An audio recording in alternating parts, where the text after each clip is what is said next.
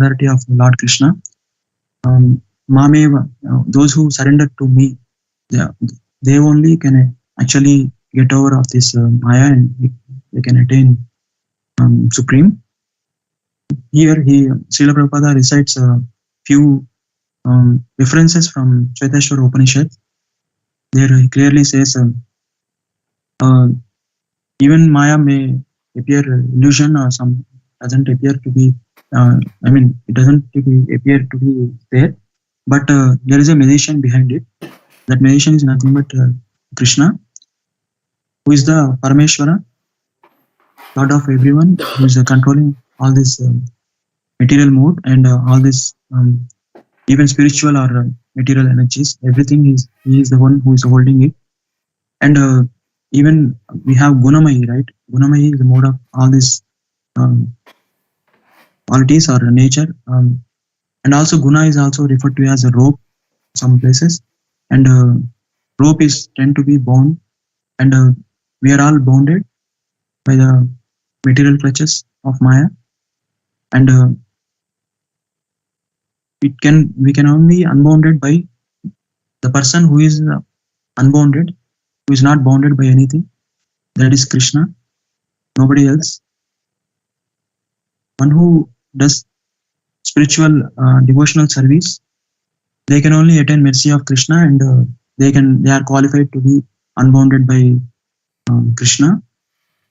This Srila Prabhupada clearly says we are all nitya baddha.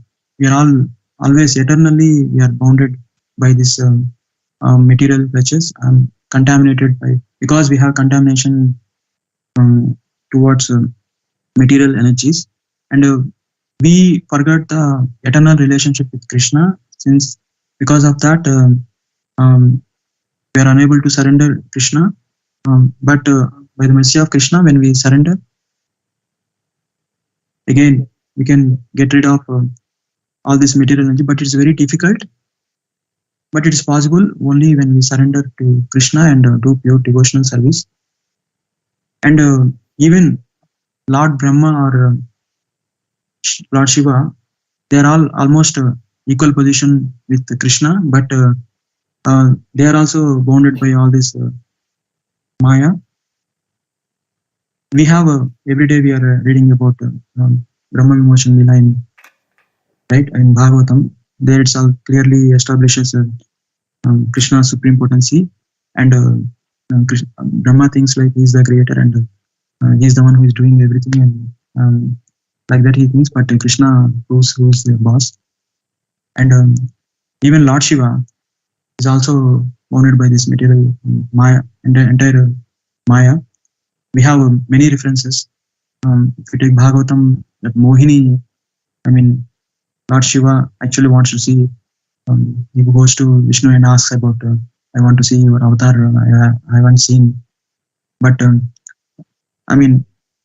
Vishnu keep on saying like, why I don't want to. But Lord Shiva keep on asking. Then he reveals Mohini avatar. Then we all know how Lord Shiva has actually got attracted by the beauty of Mohini, and even explained like he has ejaculated his sperm, and like that it has been mentioned. Because Shiva is a mode of ignorance. Because of that, that kind of explanation has given by Vyasadeva. Even Lord Brahma is mode of passion. With this mode of passion or mode of ignorance, we cannot be supreme. Lord Shiva himself says Vishnu or Krishna is the Mukti Pradata, nobody else. Supreme Krishna is the only one who is who can deliver from the clutches of Maya and can grant eternal abode.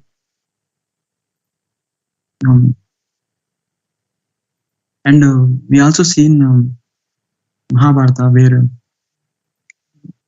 Drona and everyone thinks like, if we can stop Arjuna for a day, since he has promised, like, he has taken a pledge like, if I don't kill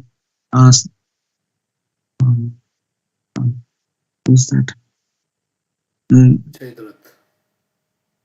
Yeah, if I don't kill this person, I will uh, make suicide and I will die. Then I mean, Drona and everyone devise a plan, and um, they want to contain Arjun, but Arjun keep on fighting with all the Drona and everyone. Krishna keep on reminding him, why are you wasting time with all this? You have to move towards um, the person who has taken pledge. But uh, I mean, Arjuna has actually keep on fighting with these people, and but since Arjuna has surrendered to Krishna, and he is doing his duty without um, any deviance. Um, Krishna has actually made everything possible. He has created illusionary energy, and everybody may think like it's already um, made a dusk, and the sun has set, and they are trying to celebrate. Like, okay, we have contained Arjun, and we won, because if Arjuna is die means, then entire war will be on one side. So then again, Krishna reveals it's not actually sunset, and it's just a illusionary energy that Krishna has made to feel everyone like it's sunset. Like that, I mean, we if the people like Brahma, Shiva, Indra, and Drona, or these people, uh, they themselves um, not able to cross over this Maya created by Krishna, then who are we? I mean, we are nothing. We couldn't able to do. We are. It's very difficult for us. Only pure surrenderance to Krishna can only help us to get over of this material world and this Maya. Yeah, Prabhuji. That's what. Thank you so much. Thank you. Yeah.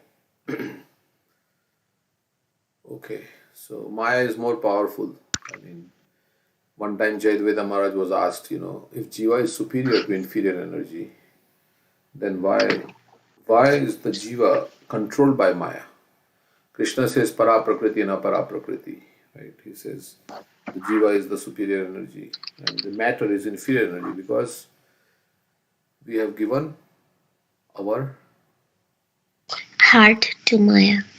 we have given our heart to Maya. We have given our heart to matter. So that's why we are controlled by this matter. Prabhupada says, why Maya is so strong? Because The purpose is not strong. because your purpose is not strong. You really don't want to get out of Maya, basically. That's the reason he said like that. You don't really want to get out. You want to be in Maya. So Krishna is also facilitating. If really you want to get out of Maya, then you will surrender to Krishna. And you're not surrendering to Krishna. Like surrendering means body, mind, and words. Body engaged in service of Krishna. Mind always thinking of Krishna. And words uh, chanting Hare Krishna or speaking about Krishna. This is body, mind, and words. One purport Prabhupada writes that the sum and substance of devotional service, he says, is the body should be engaged in physical activity under the order of the master. The mind should think of Krishna incessantly. And one's word should be engaged in preaching the glories of the Lord. If one is thus engaged in the loving service of the Lord, one's life is successful. So we have to analyze, really we want to get out of Maya or we want to be in Maya? So we have to ask that question to ourselves. If you really want to get out, then you will do whatever it takes. And that means, of course, we will chant Hare Krishna, we will have very good sadhana, we will chant Hare Krishna nicely, we will not, we'll use, Krishna will give intelligence also. When we have some desire to fulfill, especially, then Krishna says, Dadami buddhi yogam tam yena mamapi antite. So Krishna is in our heart and he will give the intelligence. And with the intelligence, we'll be able to control this mind. This mind is always, like attracting us towards so many things which are not conducive for our spiritual life. So, so with the intelligence, Indriyani parani ahur. Indriyani parani ahur. Indriyabhyo param manah, mansastu para buddhiyo buddhi pratastosya. So when Yeah. when your intelligence is strong, guided by the scriptures and the super soul and the representative of the super soul, the pure devotees, then you can get out of this Maya. Okay, so like the example was given, right, about the guru who is, why does it take so long to become Krishna conscious? And then what did the guru say? Because you're not desperate. You're not desperate. Like he put his head under the water and he was just becoming breathless, and for a moment he took it out and he was able to breathe, right? So like he said, as you are desperate for the air, are you desperate for advancing in Krishna consciousness? Very good. You're not desperate. You're taking it casually. You're complacent. You don't realize the urgency of, and you don't understand what kind of situation we are in this ocean of material existence. We are in a horrible situation in this cycle of birth and death. We don't realize all these things, so we don't have. So that's why we have to read Prabhupada's books. He makes us aware of all these things. Okay. What I would say. Anything else?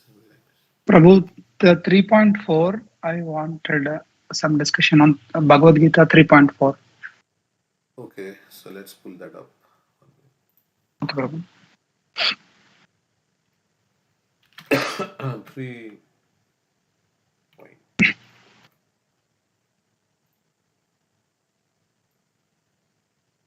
So sometimes we want both. We want Krishna and we want Maya, but we can't get both. You get Krishna or you get Maya. You can't get heads and tails when you toss a coin. You can get only one, right? Some Prabhupada says like that. What are mutually exclusive? He said. Oh, the material the advancement. yeah, Sense Yeah, gratification. spiritual advancement and self and gratification yeah, they're ill together. cannot go together. Mm. So But yeah, so I cannot like light a fire and I want to pour water also. How can that happen? You want to light a fire, but you want to pour water also. So how it's going to happen? Yeah, go ahead. So yeah, and then as Krishna Ratyartham Yat Pratiyata, if you see something for your own enjoyment, that becomes Maya. But if you see something as and use it for Krishna's enjoyment, that becomes spiritual. So it's the consciousness of how you're seeing things, that if it is Maya or not. okay. So spiritual life means from seeing that I am the controller, I am the enjoyer, and I am the proprietor, to seeing that Krishna is the enjoyer, Krishna is the controller, and Krishna is the proprietor. Then how will I enjoy? Well, if you serve Krishna, will enjoy. Yam labdva chaparam labham manyate. That is what scriptures are saying. That actually, if you become really Krishna conscious, really Krishna conscious, then you will so enjoy so much that you will not hanker for any, like as Srinivas Prabhu was saying, Brahma Bhuta Prasannatma na sochati na kamshati. You will not have any desire, any hankering. The reason we have hankering is because we are not fully Krishna conscious, so we are hankering for material enjoyment. Okay. All right. So then now, na karmanam anarambham anarambhan naishkarmyam purushosnute nacha sannyasana eva siddhim samadhi. Not by merely abstaining from work can one achieve freedom from reaction, nor by renunciation alone can one attain perfection. So let's read the purport. So just by The not doing any work, you cannot achieve freedom, and just by renunciation alone can one attain perfection. Just by tyag, that is the tyag means renunciation. You renounce, but that is called falgu vairagya. If you just renounce without knowing whom it belongs to, that's the jnani. So bhakta means he knows who it belongs to, like as you were saying, how it's all connected to Krishna, and then using it in Krishna's service. So just by renouncing and not connecting to Krishna, you can't attain perfection. And you can't even renounce properly. That's what this is. What is that verse? Anasaktasya Vishayanyat. No, not that verse. यथारूपं पद्यते निर्बन्धे कृष्णसम्बन्धे युक्तं वैराग्य उच्यते And the other verse? प्रपञ्चकतया बुद्धया हरिवस्तु सम्बन्धिना मुमुक्षुभिः परित्यागो वैराग्यं Falgu कथ्यते. So, if you do vairagya, but it does not belong to you, so how can you do vairagya? But of course, renunciation means you have to give up your false ego and then accept that, yes, I am meant to serve Krishna. Krishna is the enjoyer. So, yeah, it doesn't belong to me, but it belongs to somebody. So, connecting that, so just by renunciation, one cannot, and not merely by abstaining from work can one achieve, because you can't really, even if you're not doing any work, you are still doing some activity, right? You have to eat something, right? You can't stay without eating. Even if you're not working, you have to eat something, you are breathing. So, you are doing some karma. So, you are getting karma. Even if you're not doing anything, you are still getting karma.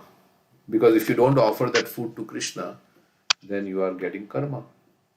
So just by abstaining from work, so without connecting to Krishna, you cannot attain perfection. That's basically the renounced order of life can be accepted when one has been purified by the discharge of prescribed form of duties, which are laid down just to purify the hearts of materialistic men.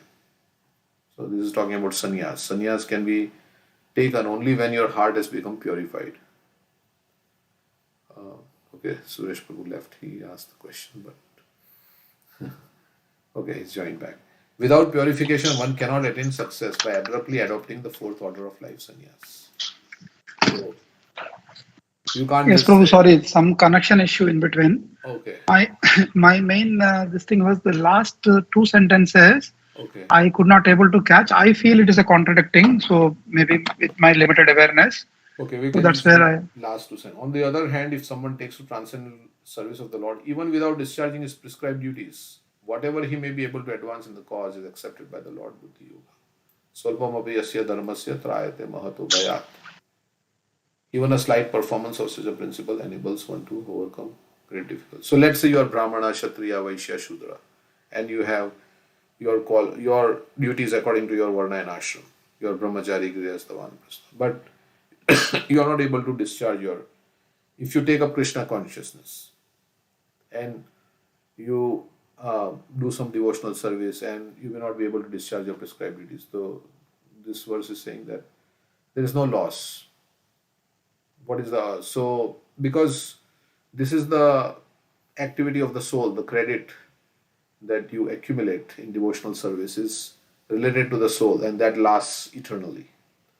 That's going to go with you. Whereas other material things you do, your karma, that's not so important. Even if you tyaktva swadharmam, what is that verse? Tyaktva, if पदाम्बुजं Hare अथापतेत्य tyaktva charnambujam harer, भजन पक्व अथापतेत्य यत्रा क्व वा भद्र व बुद्धवश्यक्यं को वार्ताप्तो भजतां स्वधर्मता. So Narad Muni is telling Vyasadeva that if one gives one swadharma and he takes up devotional service, let's see this verse. Tyaktva means giving up one's own duty according to your Varna and Ashram. And Charnam Bujam Harir, and he worships the lotus feet of the Lord, he engages in. But because he engages for some time in devotional service, but because his devotional service is not ripe, it is not mature, apakva. Pakva means, pakna means to be very ripe. But because of unripe devotional service or immature devotional service, he is not completely purified yet. He falls down. Then he's saying, what is the abhadra? What is the inauspicious thing for him? because he engaged in devotional service. So it is always his permanent credit. On the other hand, he says, even if you do all your dharma very nicely, you take care of your, household duties and all the things and all the so many things you do nicely, but you are not a devotee. You are not doing bhajan. You are not serving Krishna. Then what is the gain? So that is one who has forsaken his material occupations to engage in devotional service of the Lord may sometimes fall down while in an immature state. Yet there is no danger of his being unsuccessful. So we may fall down because we are not pure in heart. But still, if he is doing devotional service, very soon he will become righteous. Shipram bhavati dharmatma shashvat shanti nigachanti kaunteya pratijanihi name bhakta pranashyati. On the other hand, a non-devotee, though fully engaged in occupational duties, does not get anything. So this verse is neha bikramana susti pratyavayana vidyate swalpapavese. So devotional service is so powerful that even if you, let's say, you are doing your career or doing something and then you give up and you surrender for some time and then you live Krishna consciousness. Like many devotees, disciples of Srila Prabhupada, they took part in spreading this Krishna consciousness movement. Now they may not be practicing Krishna consciousness because of whatever reason, but still there is no loss. They gain that whatever credit they got is permanent. So like that. Okay, so that's what it's saying. Is that okay? Yeah, yes, it's okay, Prabhu. But only thing is maybe the last one is like whatever he may be able to advance is acceptable. The Lord Buddhi Yoga is telling. So Buddhi Yoga is nothing but Jnana Yoga, or it's a Buddhi different Yoga one. is devotional service. Okay, but it's a Bhakti Yoga only, It's right? Bhakti Yoga only, yes. Okay. Where you connect your intelligence, Buddhi Right. means intelligence, to the service of the Lord. So yoga means linking. So Buddhi Yoga is devotional service. Okay. Just one more doubt where I think Srinivas has explained about that Lord Shiva, Vishnu, and the material Maya and all. As somewhere I heard in one lecture, like even every position is temporary, including Indra, Brahma. They're all positions where one soul will take over in the next duties like that. Even Lord Shiva, the duty is also same way like Lord Brahma only. Prabhuji. Yeah, they have different. Lord Shiva is a pure Vaishnava, Vaishnavanam Yatha Shambhu. But there are multiple representations of Lord Shiva. There is Sadashiv in the spiritual world, who is Vishnu Tattva. And that, we were reading that Sadashiv in this material world, there is the transformation of Krishna, who is in charge of the mode of ignorance. Brahma is in charge of mode of passion.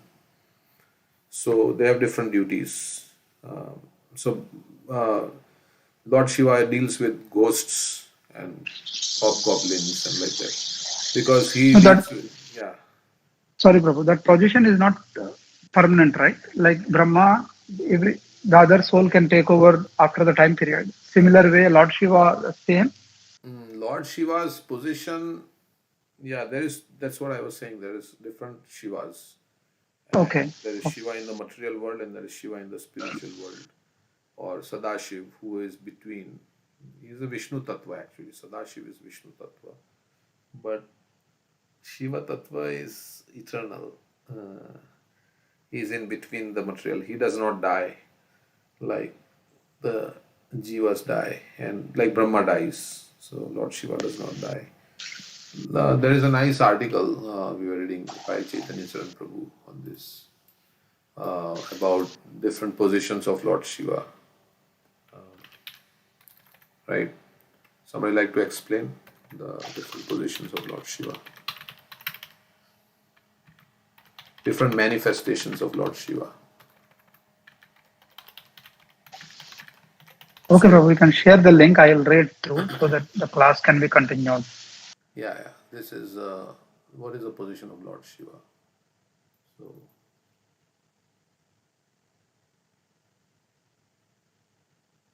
So it is simultaneously one and different. So he talks about this. We can read a little bit. I will read that, Prabhu. Yeah, relationship between Lord Shiva and Lord Vishnu is of simultaneous oneness and difference. Of course, that is with the Jiva also. They are the manifestations of the same absolute truth, but perform different functions. Lord Shiva is in charge of mode of ignorance and attracts conditioned souls who have natures in mode of ignorance. Vallabhacharya's story from 500 years ago tells that Lord Krishna is most dear to Lord Shiva. Various Bhagavad Gita verses tell us that demigod worshippers also get their desires fulfilled to Krishna only. Important is not who is supreme, but we show our sincerity to supreme and pray for their guidance. Okay. So,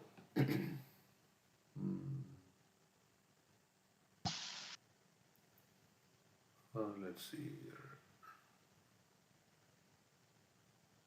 So Krishna transforms into Lord Shiva for the purpose of annihilation and like that. That we know. Shiram yathadati vikara visheshayu sanjayate nahi tatha pritagyasti hetu. That verse from Brahma Samhita. But I think there's another article about Shiva and Sadashiv and like that. Let's see. So you can take this also.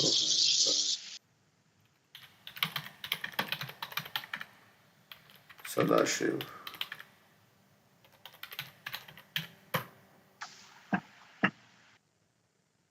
Relationship between Sadashiv, Shiv, and the Shiva born from Brahma. Sadashiv, the Shiva born from Brahma. We know Brahma was born from where? I mean, Shiva was born from where? From the anger of Brahma. Why did he get angry? The four Kumaras, they were not getting married. So, Brahma wanted Kumaras to procreate and produce children. Kumara said, no, we don't want to get entangled. We don't want to get entangled in this family life. And they said, we will remain young. So we will not have any sex desire. So we will remain young, we will not have any lusty desire. And Brahma became very angry. Oh, Kumaras, you are not procreating. Of course, Kumaras are Mahajans. Kumara Kapilo Manu. So Sanat Kumar and their Mahajans. Even though they disobeyed their order of their father, but they are Mahajans because they are great devotees. So Kumara Kapilo Manu, and Brahma became very angry, and then from between his eyebrows, then Lord Shiva, out of that anger, Rudra appeared. So that is the Shiva in this material world. So Lord Shiva does not exist at only one level, he exists at different levels of reality. So there is Sadashiv, who Jiva Goswami describes in Brahma Samhita. That his abode is almost in the spiritual world. So that Sadashiv is eternal. So Sadashiv is Vishnu Tattva actually. But, and who is in Pancha Tattva, who is Sadashiv? Advaita Acharya. Mahavishnu and Sadashiv. It is 1/4 in the spiritual world, 3/4 in the material world. Okay. So the Brahma Samhita, he is saying the Shiva described in Brahma Samhita is actually Sadashiv.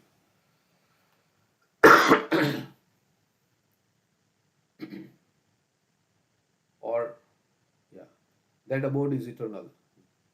What is that verse where it says, Chale tatasya Devi Dhamam Maheshu? Different. There's a verse which says Devi Dham, Mahesh Dham. So, okay, that abode is eternal, and there are his devotees who treat him not as God but as great devotee. And together they glorify Lord Vishnu. So Brahmaji is the first created being in this material world, and so we know these Kumaras and how they were. So beyond this, there is Shiva, who is the destructive principle. Okay, so that Sadashiv is eternal, the one whose abode is between the material and spiritual worlds, and who is described in Brahma Samhita.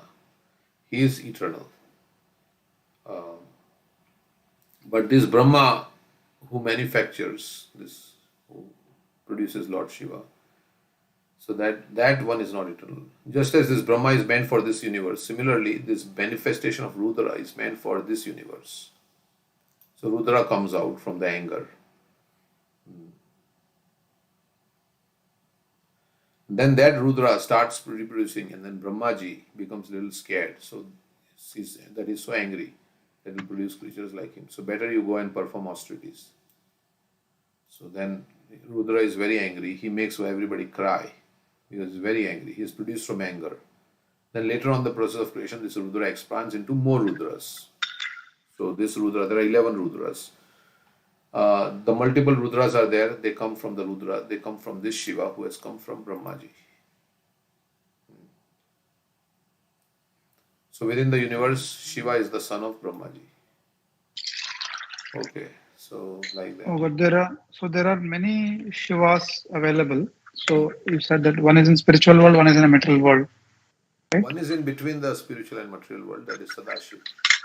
And then, Okay. then there is one in this material world. Then there is the Shiva that was produced from the anger of Lord Brahma. So that is Rudra. And then from that Rudra, other Rudras come out. So like that. Okay. So like that, there are three. You can say expansion of Rudra in the material world. Brahma produces, and then there is Sadashiv, who is in his own dham, in between. So like that. Okay. One confusion is like even including Brahma changes the positions, a stipulated time, even in Brahma, Indra, everybody, but Shiva doesn't change. Shiva, yes. Yeah. So here, 1 minute, I just want to read. We know that Sadashiv is eternal and he has his eternal consort, Parvati Devi, who lives with him eternally. But in the material world, it is also said that many times Shiva is touched by the mode of ignorance. That's why Shiram Yatha Dadi Vikara Vishesh Yoga. Milk touched with some acid gets transformed in curd. And like, this does not refer to Sadashiv. But I thought he is saying in the... Okay, maybe there is another verse in the Brahma Samhita which describes Sadashiv, whose dham is in between the material and spiritual worlds. Sadashiv is almost transcendental because he is also in the spiritual world, nothing destruction happening on. But in this world, three devatas, Brahma, Vishnu and Mahesh. Okay. So Sadashiv is not the transformation of the Dadi, like from Dudh, Dadi is produced. That is not Sadashiv. Because Sadashiv is Vishnu Tattva. So he can't be that.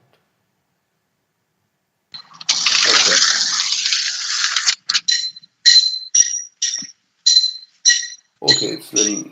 So there is a Sadashiv in the spiritual world, or in just almost in the spiritual world. And then we have the Rudra that manifests from the anger of Brahma, and then other Rudras come from him. So that's how it is described.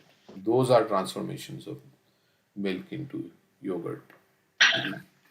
Okay. Because Okay, he's, yeah, like that. Okay, anything else? Yes, Prabhu, I have a bhajan. Pasting.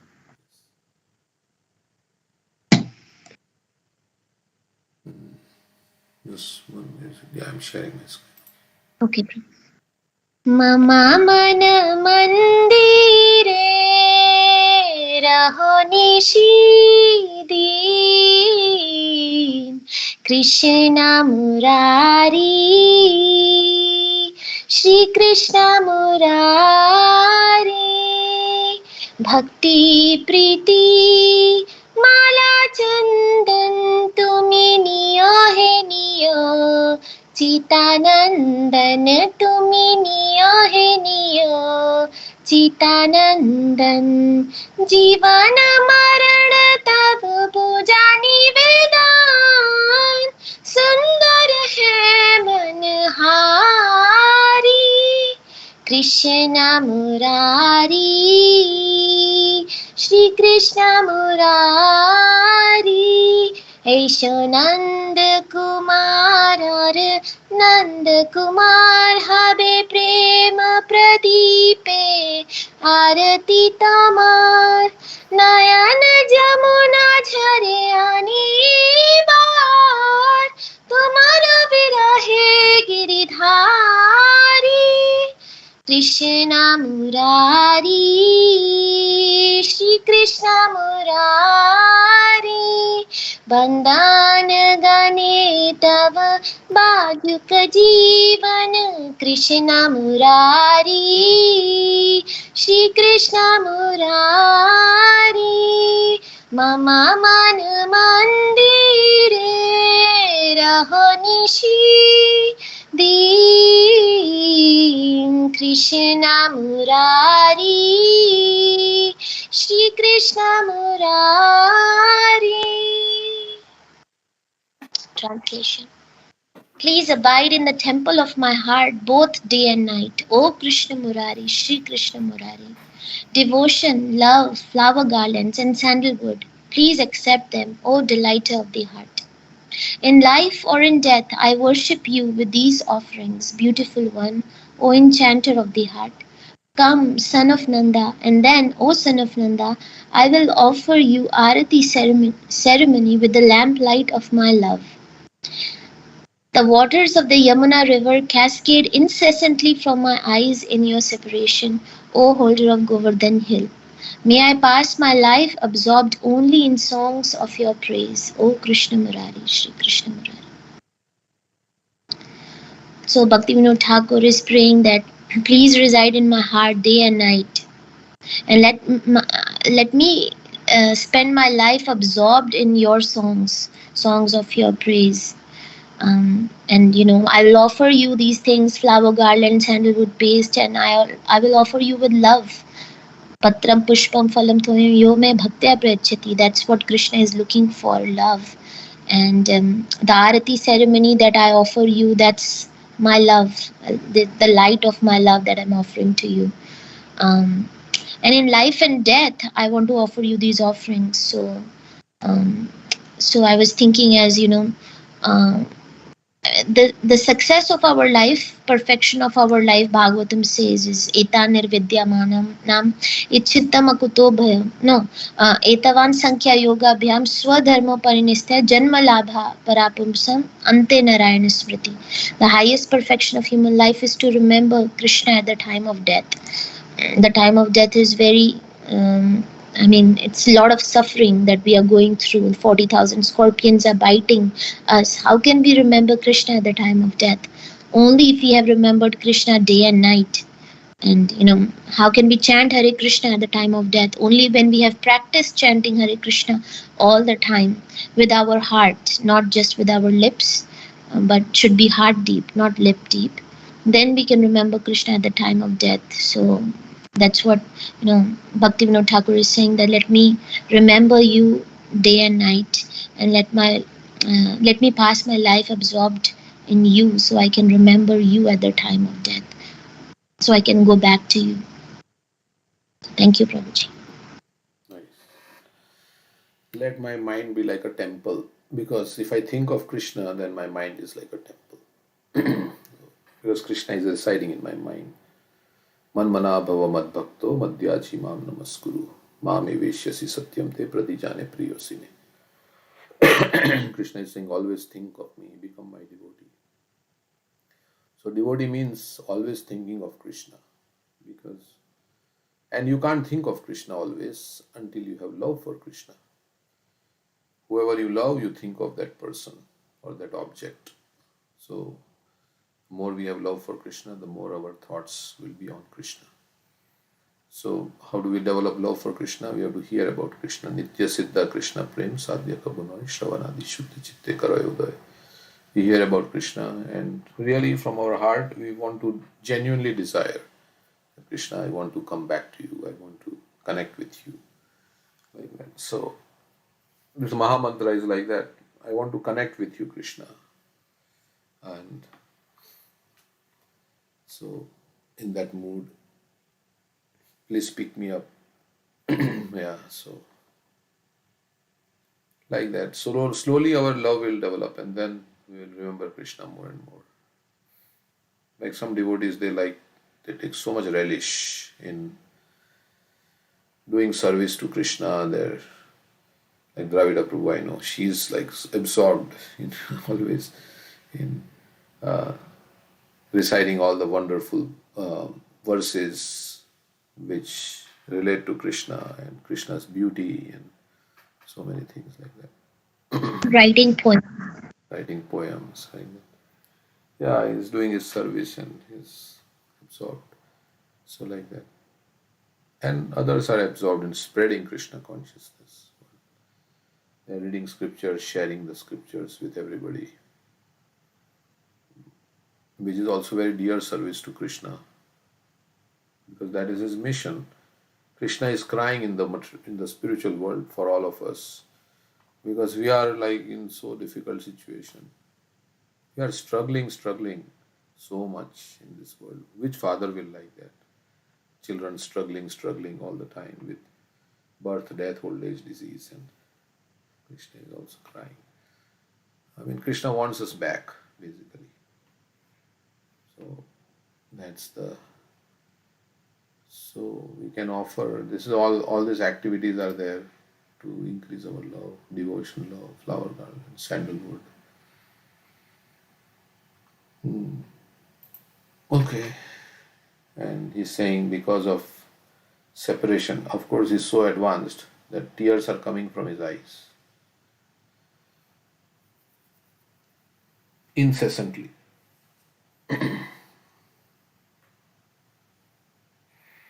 Okay.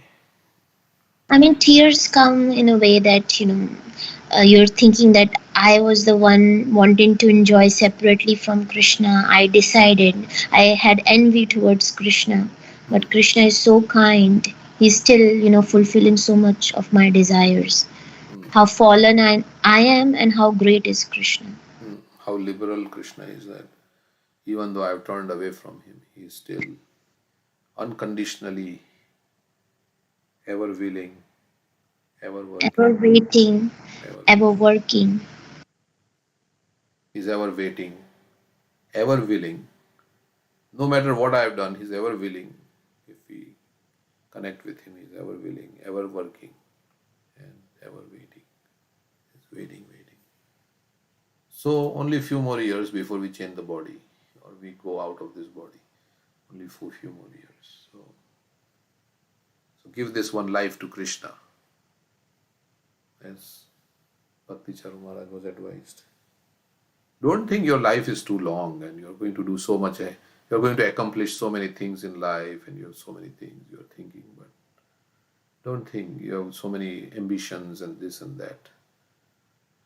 His life is short, and so do Krishna Bhakti with all your heart, and share Krishna Bhakti with all your heart. That's the thing. Okay. Yeah, I think we should explore what services we like doing, and then be absorbed, as you were saying, in doing those services and thinking, how can I do better? So, like Prabhupada says, right? It's not like I don't have lust. I don't have time for lust.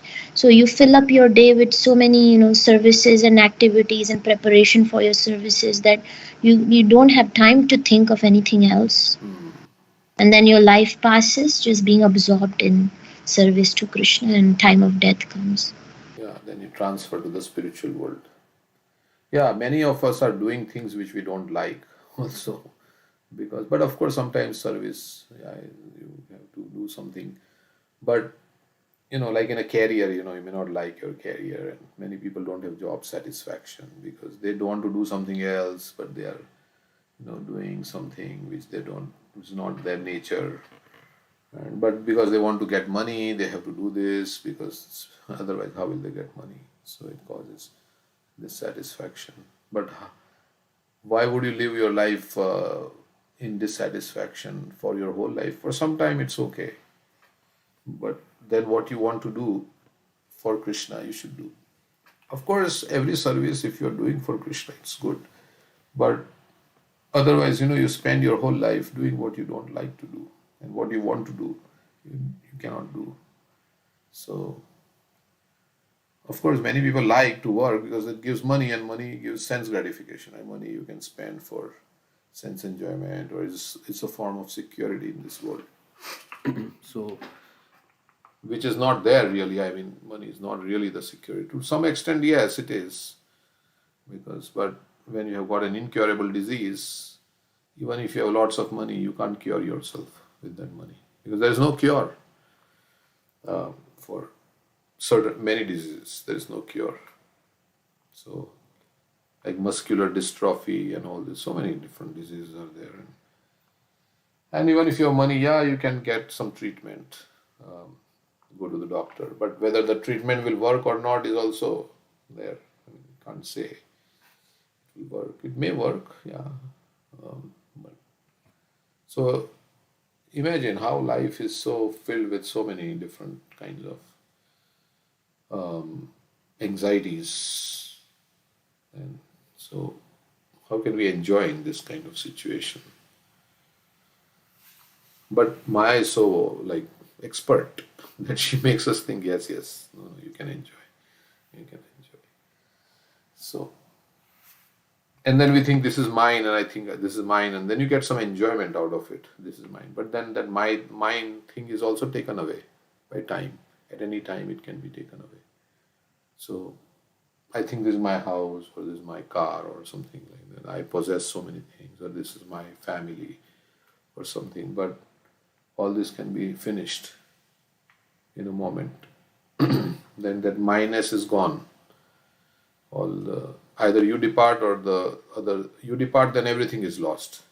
Your house, your family. That's why it's so painful at the time of death. Because you are attached to this and that and so many things around you. And death means everything taken at once. That's why it's considered like. So, yeah, so we have to. This body is also not mine, actually. Because recently, my family, somebody passed away. I was seeing the pictures, how the body also was left behind. The person went and like that. We have seen many dead people. So we will be like that also. So in this way, considering all this, contemplating all these things very deeply, then we can take shelter of Krishna wholeheartedly. Then there is nothing to really have in this material world. I am here only for one reason, and that is to awaken my dormant love for Krishna and go back home. That's all. Instead, I get distracted by creating so many duties in this material world, and then the main duty I forget. So I create a situation in which there is so many duties. The main duty, either I forget or I don't pursue it very intensely, because there's so many other things like that. It becomes diluted. So like that. Correct? Because, yeah, Vyavasaitmika Buddhi does not happen because we are attached to Bhoga and Ishwarya. Bhoga Ishwarya Prasakta Nam Taya Prita Chetasam. Bhagavad Gita is so nice. Krishna has analyzed everything. How, whatever is, everything he has analyzed. And he has told. So, what are the obstacles, how you can get. You will not become one-pointed in bhakti because of all this. So, like that, so many things. Okay. Because Krishna is, of course, he's God, so he knows everything. So, what are the pitfalls? And Bhaktivinoda Thakur also has given a whole list of anarthas and obstacles on the path of bhakti. So, Asat Trishna, he says, thirst for the impermanent. Asat means temporary and Trishna means thirst. Asat Trishna, Hridaya Daurbalyam is described. Hridaya Daurbalyam means weakness of heart. Means even though you know what is the right thing to do, you can't do because your heart is not strong. You are, as you were saying how we have given our heart to Maya. So that's why our heart is not so, we get diverted. So, Hriday Daurbalyam. So, like that. Okay. This is something to inspire us. I'm to myself also. So, like that. So that we can become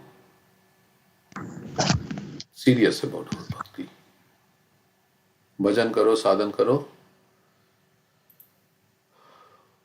मरते जान लो भाई. Marte jaan le. You can do your bhajan and sadhana, but everything in time of death, everything, distress time, everything will be tested. That time, it's so difficult, as you were saying. Even King Kulashekar is afraid. Krishna tvadiya padapankaja panjarantam addeva me vishatu manas rajahansa prana prayana samaya kapavata pitte kantavarodhana vitau smaranam kutaste. He says, oh, that time how my kantha, my throat will be choked up. I will not be able to speak. I will not be able to breathe. And there will be some sound, as Prabhupada says, a good sound in the throat. Then in that difficult situation, how will I be able to remember you, Krishna? So, of course, Krishna will remember us. That's there. That's verse is also there. But okay. So anything else? Hare Krishna. Hare Krishna, yeah. Yeah. Do you have some time so I can quickly recite? Otherwise, Yeah. I can. Sure. Go ahead. Okay. So it's a Kunti prayers verse 8:22. Nama Pankaja Nabhaya, Nama Pankaja Maline, Nama Pankaja Netraya, Namaste Pankaja Grihe. Yeah, so this verse is glorifying and next this verse is saying that Kunti Maharani is paying obeisance unto the Lord and is saying whose Krishna's markings of the body is glorifying here, that whose abdomen is marked with a the depression like a lotus flower, Maliniche, who is always decorated with the garlands of lotus flower. Netraya means whose glance is as cool as lotus, and whose feet are, whose feet are, what was the word? Like something is, are like lotus, engraved are lotus, with lotuses. So here is saying that, when we see, I was reading what Srila Prabhupada was saying, that I'm saying in lecture that when we see Krishna, when we see lotus, I mean here Krishna is compared with the lotus. I mean Krishna is more beautiful than lotus, but in the material world, is a lotus is one of the most beautiful and pleasant flower. So that's why he's compared as a lotus. We see that lotus feet of the Krishna, lotus face. So his whole body is compared with the lotus. And whenever we see a lotus, we can remember Krishna. We can remember this, this words that lotus, how it is prescribed here, described here by Kunti Maharani. So yeah, and also when we see, it is also said, right? When we go to the temple, we see deity, then we should start by seeing through, feet, lotus feet, and then thighs, and then navel, and then up to the face. But here it is like, in the purport, it is mentioned that Kunti Maharani comes in a familiarity, in a family. So, and she is elder than Krishna. So, she started glorifying directly from the center, like abdomen, navel, where Brahma was born. Yeah, and then last he went to the lotus feet of the god. So ultimately it completed, right? And also when we go to the temple, sometime it happens to us also. We direct out of compassion, maybe love or curiosity, we just see maybe garland and then face but ultimately we should start seeing Krishna from the lotus feet up to the face. Yes, Prabhuji. Why does she start with Nabi? Here it says that in the purport, I think you can open. I don't have that purport open here, but She didn't want to because it embarrass says- Krishna. Yeah, because she's in family. She is her aunt, and she's elder than. So Lord might be ashamed. So to save, I think, this situation, she began to see the Lord above his feet from the abdomen. Thank you. Okay. Thank you. Yeah. But normally we see from the feet up. But she is the aunt, she doesn't want to embarrass Krishna. So that's why Prabhupada says like that. Okay, so we will maybe hear about Dhenukasur. I was hearing a little bit about Dhenukasur. Nice story. I don't know if you... Did you hear this class? I'm asking Sugandha. Did you hear this class by... who's that? Prabhu... Arjun Sakha Prabhu, small clip is there. No, I have not seen it. Yeah, so you can hear that a little bit. It's for 17 minutes, but he makes a nice point. We have the story Gaur Govind Maharaj says of Mahamurk, right? Mahamurk. You remember that story of Mahamurk? Same story, kind of, he's speaking in this, and how it relates to Dhenukasur. So, let's see.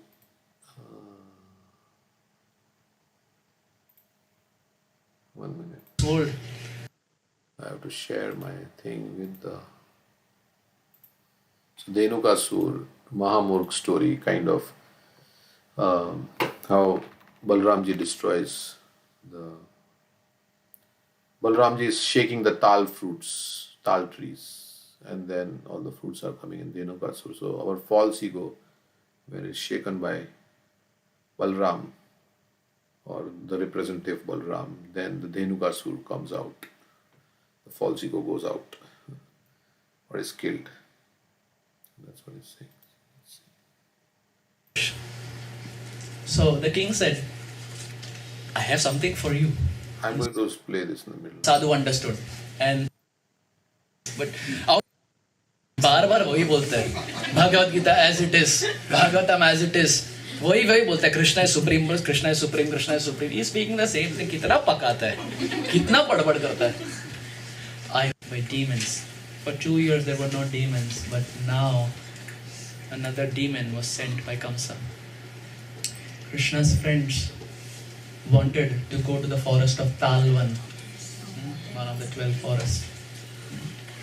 Talvan, Madhuvan, Belvan, Bhandirvan, Kumudvan, Kamyavan, Lovan, Tapovan, Vrindavan, so many places. So the friends of Krishna, they wanted to go to Talvan, and Talvan is called as Talvan because it has tal fruits. Because this forest has tal fruit, it is called as Talvan. The friends wanted to eat tal fruits, but they told Krishna, Krishna, there's a problem. We want to eat these fruits, but we are not able to eat. Krishna said, what happened? They said, Krishna, there's a demon. There's a donkey there. And he's guarding all the fruits. He's guarding all the forest. He feels all the fruits belong to him. He's not allowing anyone to eat. He's there and all his friends are also there and they're all eating the fruits and they're not allowing any fruits for us. Krishna said, which demon is it? He said, Krishna, Dhenukasur. He's a donkey and he's guarding. Donkeys signify ignorance. They signify ignorance because donkeys are dull in nature. Once there was a king. This is last few minutes of our discussion. Once there was a king, and there was a sadhu who would come to the kingdom of this king, and the sadhu would always give spiritual advice, but the king was never interested. He was always waiting when the sadhu will go. You see, sometimes pre-KC, pre-Krishna consciousness, even when we would meet devotees, we would be like, अरे कितना बात करता है, बार बार वही बोलता है, Bhagavad Gita as it is, Bhagavatam as it is, वही बोलता है, Krishna is supreme, Krishna is supreme, Krishna is supreme. He is speaking the same thing. कितना पकाता है, कितना बड़बड़ करता है. I hope that is not what you all are thinking looking at me. Everyone is looking at me and एकदम सच है, एकदम सच है. Pointing finger, सच है. We are not pre. What? We are not pre-KC, you said, right? So We are not pre-KC. We are advanced. Oh, hey, Vaishnava Thakur. सब उत्तम अधिकारी बैठा audience में. KC is also done. PhD KC also. Self-proclaimed advanced devotee. So there was a king, and there was a sadhu who would always come, and he would preach, and the king would think, "Kitna bak karta hai? Just go." But out of etiquette, he would not say anything, and the sadhu understood, just like the speaker understands whether the audience is paying attention or not. Who is sleeping in the audience? Who is paying attention? Whose eyes are open, but with the eyes open, they are sleeping. Speaker knows everything. Everything is revealed in the heart of the speaker. Names, please. I will give after the class. I know which category I belong. मैंने कुछ नहीं बोला. So the sadhu would come again and again, and the king was not interested.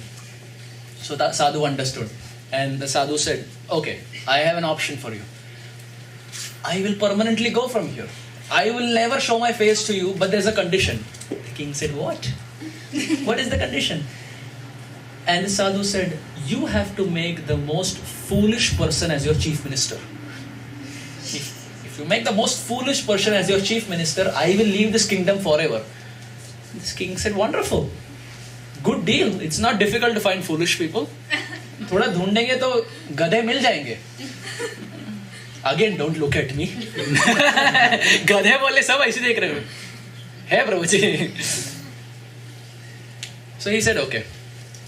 And the sadhu left the kingdom. And the king, he called his other ministers and said, "I have a task for you. Go and find the most foolish person. I want to make him my chief minister." So they said, "Okay." And they went outside. And when they stepped outside, they found a person who was sitting on the branch of a tree and he was cutting the branch. So they saw him and said, "Great, like ढूंढने का जरूरत ही नहीं, सामने ही है. The most foolish person is sitting in front of us. He's sitting on the branch and cutting the branch. Doesn't he know he's going to fall? He's going to hurt himself." They call this person, "Hey, what are you doing? You're cutting the branch, you're going to fall down." This person from up says, "Hey, don't disturb. I'm cutting the branch. Don't disturb me." These ministers started talking to each other and saying, "He's so foolish." So they were waiting. And in due course, when that person was cutting, the branch fell. He also fell. He injured himself. He came to the ministers and said, "Wow, you're an astrologer. You could predict the future. You saw my future." These ministers were thinking, he's so foolish. You don't have to be an astrologer to know this. It's basic common sense. You're sitting on the branch and cutting the branch, you're going to fall and hurt yourself. हाथ पकड़ के लेके गए king के पास. "My dear king, your candidate, your Diksha candidate is here. He is ready." So the king asked, "What happened? Like, how did you conclude that he is the most foolish?" So कान में बोले, इसे गायत्री मंत्र देते, कान में बोले, "This is what he did." And the king and the minister started laughing that he's so foolish. So the king said, "I have something for you." And this person said, "What?" He said, "I want to make you the chief minister." He said, "What? Chief minister? I mean, a few minutes back I was cutting the tree and now you're going to make me the chief minister?" He said, "Yes, you're the chief minister from now." He said, "Okay." And the king gave a gold baton. He said, "This is the gold baton. And this, the chief minister should always hold." And actually this gold baton was given to those people who were very foolish. But this foolish minister did not know it. So he was always holding the baton. And he was so foolish. Right हाथ से खाने बोलो, left हाथ से खाएगा. 1, 2, 3, 4, 5, 6. You give him order of work, he will do 5, 6, 1, 3. Complete topsy-turvy. He was very foolish and the king would get very irritated. But the king would still bear him. Because for the king, it was easier to bear the foolish minister than to bear the Bhagavatam class of that sadhu.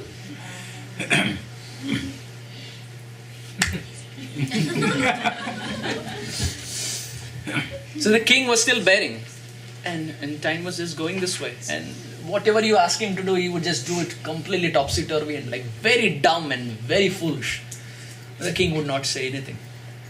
Finally, the king was on his departure bed. When the king was on his departure bed, everyone was there around. And the king said, "Is there anyone missing?" And the wives of the king, they said, "Oh, that minister, that foolish minister is not here." So the king said, "Please ask him to come. Please tell him that I am departing this world." So that chief minister also came. And he looked at the king and said, "What happened? Where are you going?" He said, "This is death. I am departing this world." He looked and said, "You're not taking anything?" He said, "No, this is death. You cannot take anything." The chief minister looked and said, "Now I understand. You're taking your wives, right? You want some private time with them? You're taking your wives?" The king said, "No, this is death. You cannot take anyone." The chief minister said, "Now I understand. You're taking all your wealth, right? You're taking all your gold coins. You're taking everything with you." The king got up and said, "Don't you understand this is death? You don't take anything?" And the chief minister said, "Now I understand. You're taking all your inventory, right? You're taking all your horses, you're taking all your cows, you're taking all of them with you." This chief minister said, "He's so foolish. Don't you understand that this is death? You don't take anything at the time of death." This chief minister said, "Now I understand. You're taking this palace, right? That's why you're not taking me with you." He said, How are you so foolish? Like, you're so talented in being foolish. Don't you understand this is death? At death, we don't take anything. We come zero. We come as Sudama, we go back as Sudama. All our Chase and Bank of America is like as it is, Yatharup. It is there in the bank as it is. And this chief minister, again and again he would ask this question and the king was getting irritated. Even at the time of departure, he didn't have a peaceful departure. He was asking foolish questions. मरते समय भी शांति नहीं है. Finally, this chief minister, he looked at the king and said, "This gold baton is for you." King said, "Do you know what you're doing? This baton is meant for the most foolish person. You are giving this baton to me? You think I am the most foolish? You have that audacity to call me the most foolish?" This person said, "My dear king, all your life you collected that wealth that you cannot take. All your life you collected that inventory that you cannot take. All your life you collected that minister you cannot take. All your life you served those wives whom you cannot take. All your life you built a palace that you cannot take. But that thing that you can take to your next life, that is Krishna Bhakti, you never prioritize that. You have to be the most foolish person I've ever seen." The king got up. The king got up and said, "Who are you? I thought you were foolish, but now you are speaking like a very self-realized person. Who are you?" And this person removed all his attire and said, "Do you remember that sadhu?" He said, "Yes, I remember that sadhu. I am the disciple of that sadhu."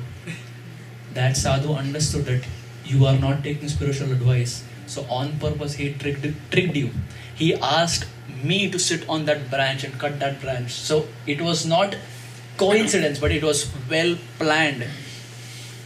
That advice, oh dear king, that advice that my Guru Maharaj was giving you when you were alive, I am giving you the same advice when you are departing this world. You cannot take anything at the time of departure. All that you can take is Krishna Bhakti.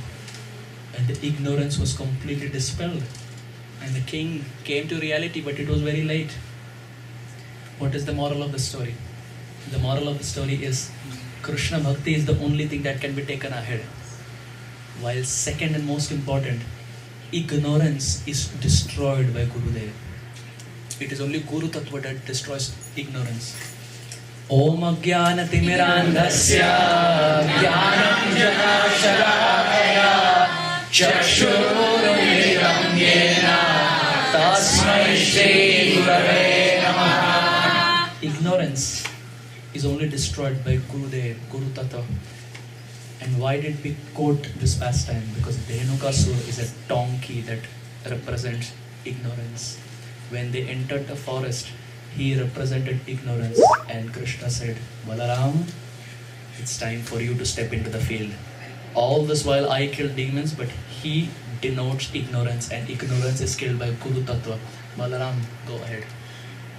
And Balaram went ahead. And Balaram, when he went ahead, there were tall trees. Tall trees are huge, like palm trees. Balaram went and started shaking. He started shaking those tall.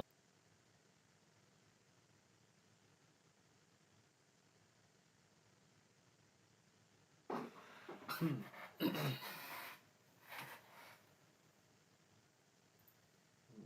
know what happened there.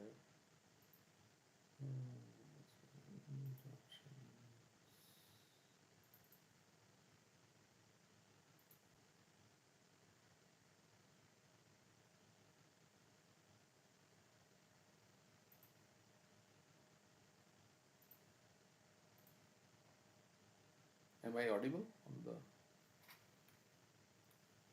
Skype? Yes, yes. Yes, you're audible. Hare Krishna Prabhuji, yes, you're audible. I'm audible, okay. So then why this stopped? I don't know. Sometimes it happens. You can refresh the page.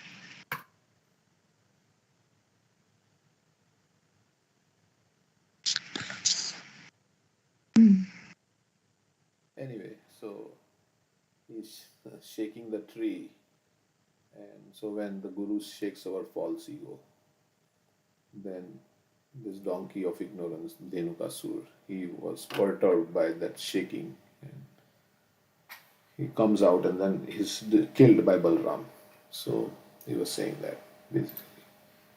But yeah, you can see it later on. So that was and of course there are many other things you are going to speak. You can share if you want to share. I think Dhenukasur represents the mentality that I don't want to share my things with others. Actually, Krishna and Balaram were not hungry, right? I mean, the Gopas were not hungry, but they knew that Krishna and Balaram, in the Bhagavatam it says like that. Correct. Yeah, they were asking Krishna to go to take the foods because they understood that Krishna and Balaram. So let's just finish this. It's played just now.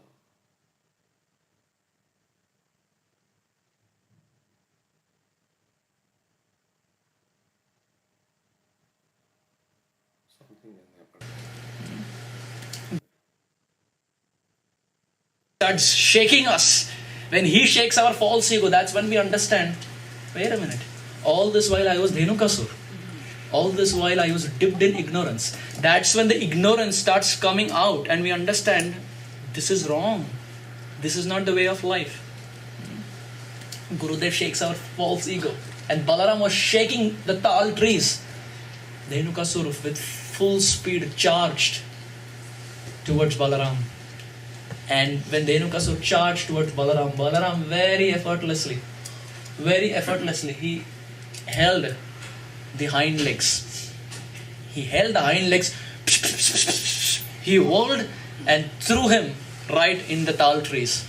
And he came crashing down. And when he came crashing down, all the friends of Dhenukasur who were there, they also charged. When they charged, Krishna took charge of the control. He took charge of the situation.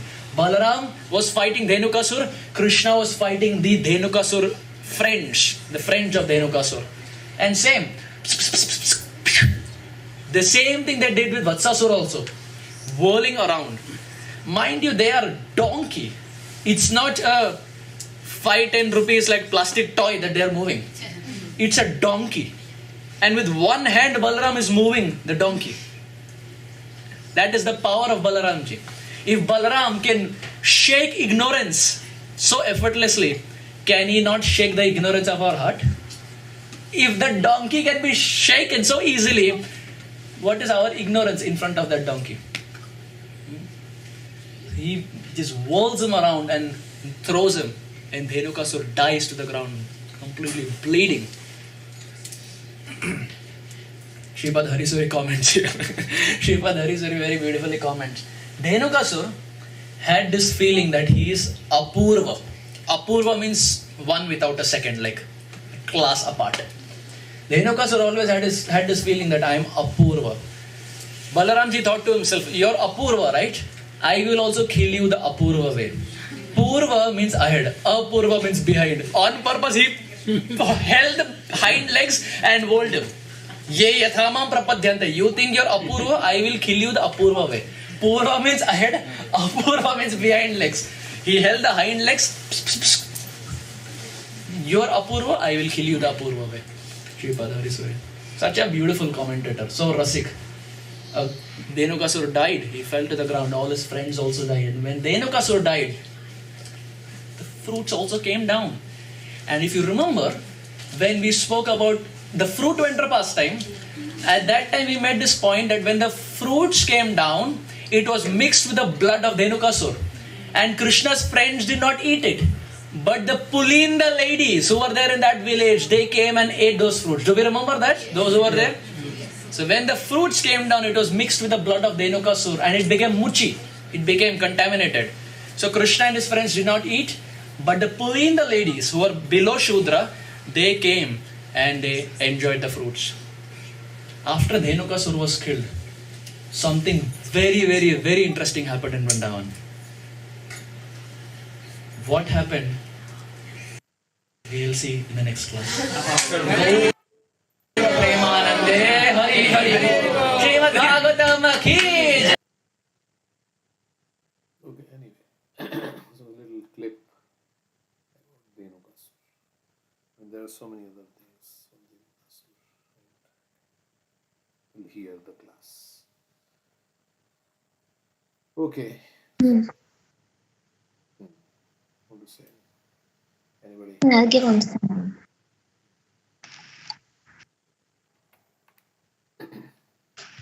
But that was a nice story that the sadhu only sent that disciple, and it was a pre-planned thing to remove the ignorance, but it was probably too little too late.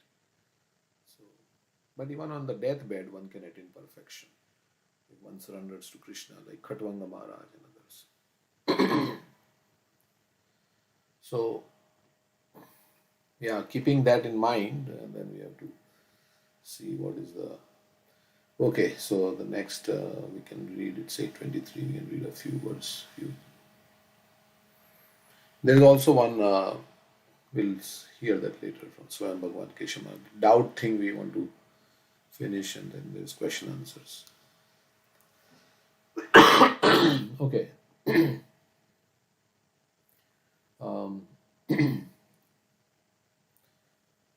So, Krishna came to see King Yudhishthira in Hastinapur, and he said, please stay with us. So Krishna stayed for 4 months in Hastinapur.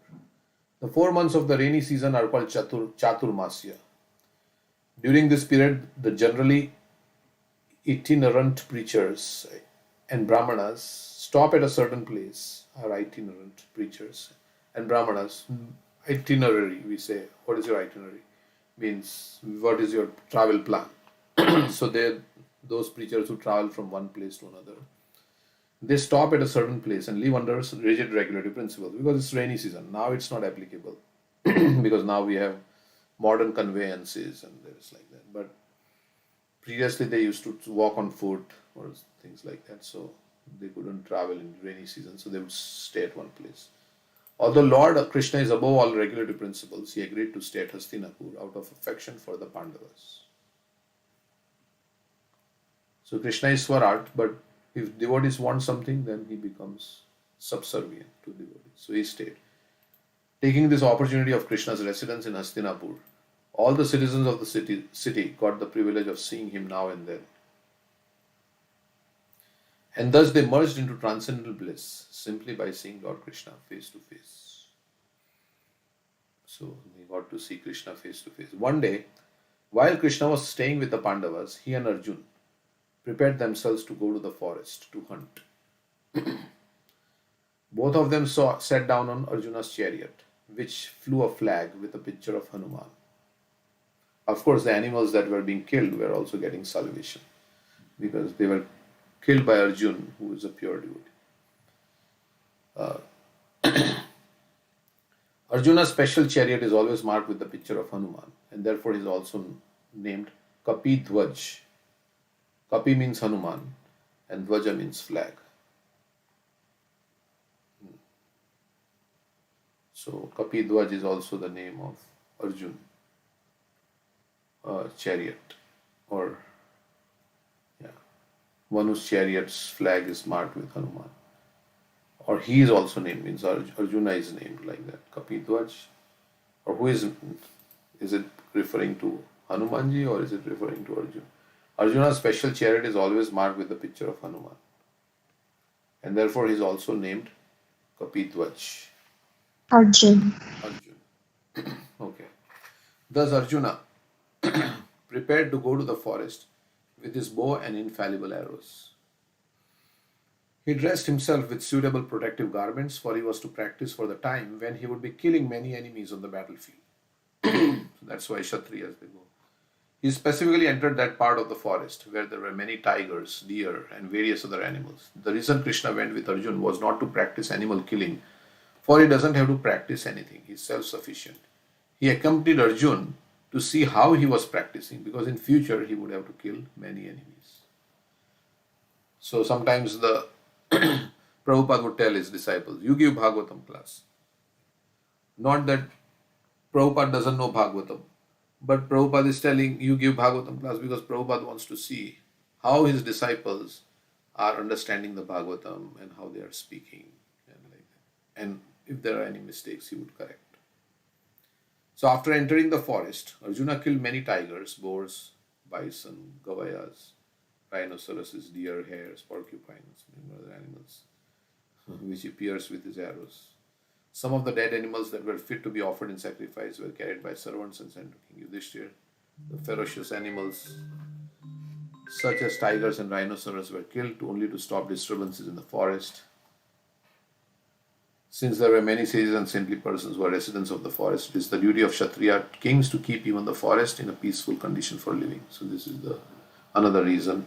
One is to keep their skills and sharp and not to be afraid facing the enemies. So they will face tigers like that.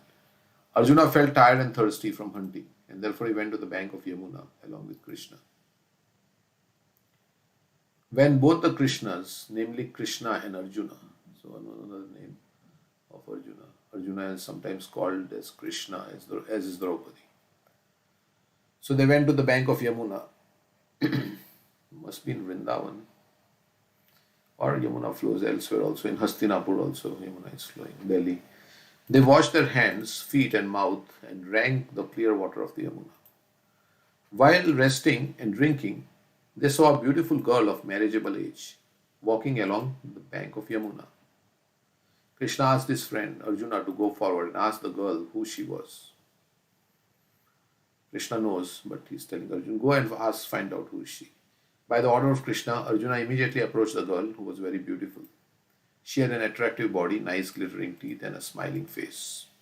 Arjuna inquired, my dear girl, you are so beautiful with your raised breasts. May I ask who you are? We are surprised to see you loitering here alone. What is your purpose in coming here? We can guess that you are searching after a suitable husband. If you don't mind, you can disclose your purpose. I shall try to satisfy you. The beautiful girl was the river Yamuna personified. So that was Yamuna Devi herself, who is an expansion of which Gopi? Vishakha. Vishakha. Okay.